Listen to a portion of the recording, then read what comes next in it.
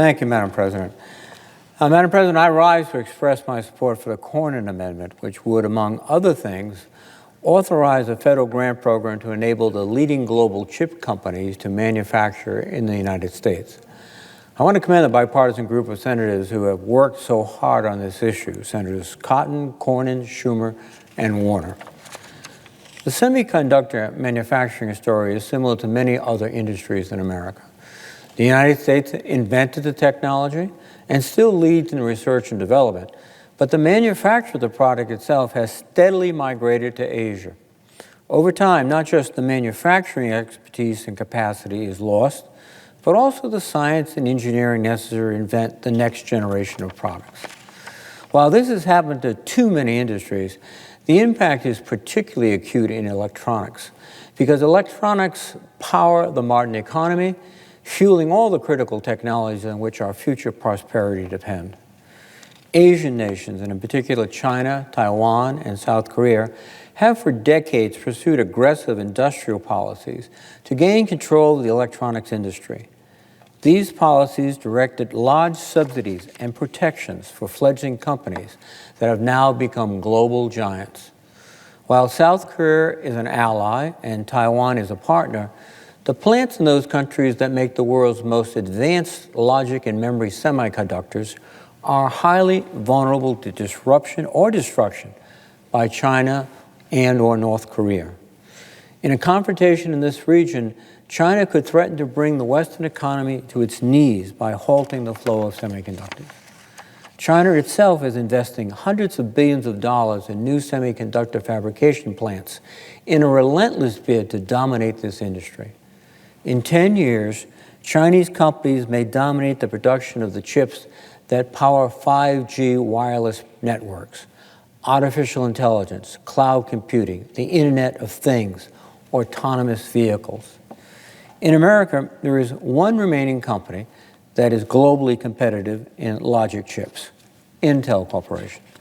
But Intel is at least a generation behind its main competitors, and historically has designed and produced chips only for its own product line. Its major global competitors, the Taiwan Semiconductor Manufacturing Corporation, or TSMC, and Samsung, provide manufacturing services for chips designed by other companies. These are typically so-called fabless chip companies, and they include the names of some of our most famous tech companies: Qualcomm, Xilinx, NVIDIA, and Microsoft. TSMC and Samsung together have close to a monopoly on the manufacturing of leading-edge semiconductors for fabless chip companies. Recently, there was the good news that Intel announced in a letter to the Defense Department its intent to compete with its Asian rivals in manufacturing chips designed by fabless companies.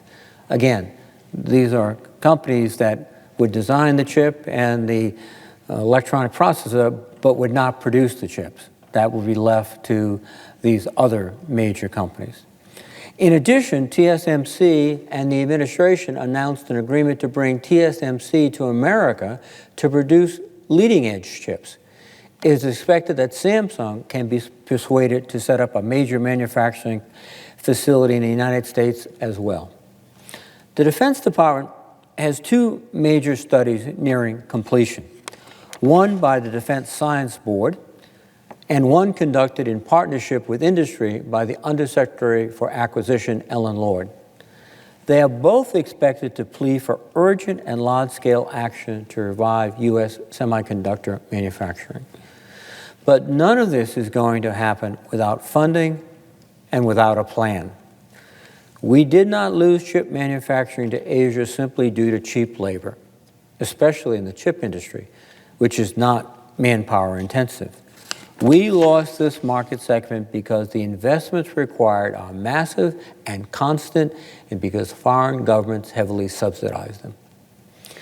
We all prefer to let markets govern where competition is fair and mutually beneficial, but relentless actions by foreign governments to dominate specific industries, regardless of economics, and where they succeed, like in the semiconductor industry, must be countered by U.S. government action because of the threat to our national security and prosperity. While this amendment does not include funding authorizations, it is an important first step. This amendment will serve notice that the United States Senate recognizes this very serious issue and intends to take corrective action. I urge my colleagues to support this amendment and to commit to finding funding solutions. Our economic well-being and our national security depend upon it.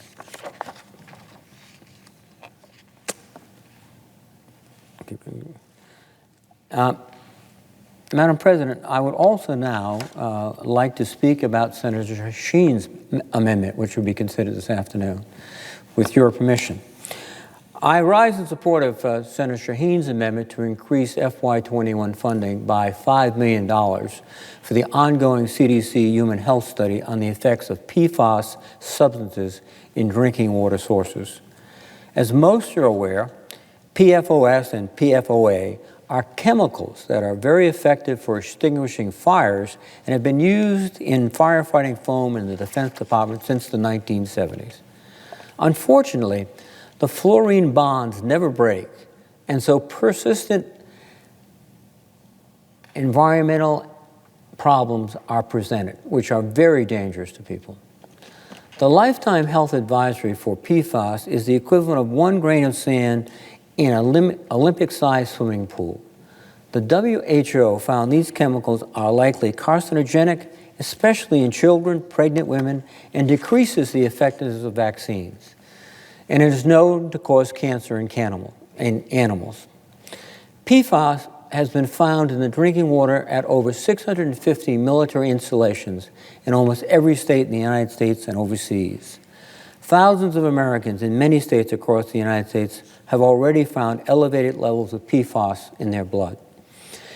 Beginning with the FY18 National Defense Authorization Act, the Department of Defense has been authorized to transfer funds to the CDC for a human health study on the effects of all PFAS substances in drinking water sources for people. Specifically, it seeks to determine the exact types of cancers and other toxic effects drinking water with PFAS has on human beings. For example, years ago, the CDC determined precisely how much lead can be ingested before cognitive impacts occur in children. They can and should do the same thing with respect to PFAS. The study should take 7 years to complete, so this FY21 NDAA will fund year 4. The CDC study received $7 million in FY18, $10 million in FY19, $10 million in FY20, and there is $10 million currently in the FY21 NDAA amendment. This legislation, Senator Sheen's amendment, would increase it to $15 million. It would accelerate our ability to find these critical answers that affect the health and safety of the American people and are particularly associated with military bases all across the country, which means in every one of our states. We all recognize the urgent need for the CDC to better understand the toxic effects of PFAS chemicals on the human body. And supporting this amendment will accomplish just that. And so I would urge my colleagues to support this amendment. Once again, I commend Senator Sheen for her work in developing this amendment with respect to PFAS, and I commend Senator Cornyn and his colleagues for working very, very diligently and perceptively about building up our industrial base in order to produce microchips, so we will be the leader in the world and not the follower. And with that, Madam President, I would once again note the absence of quorum. Clerk will call the roll.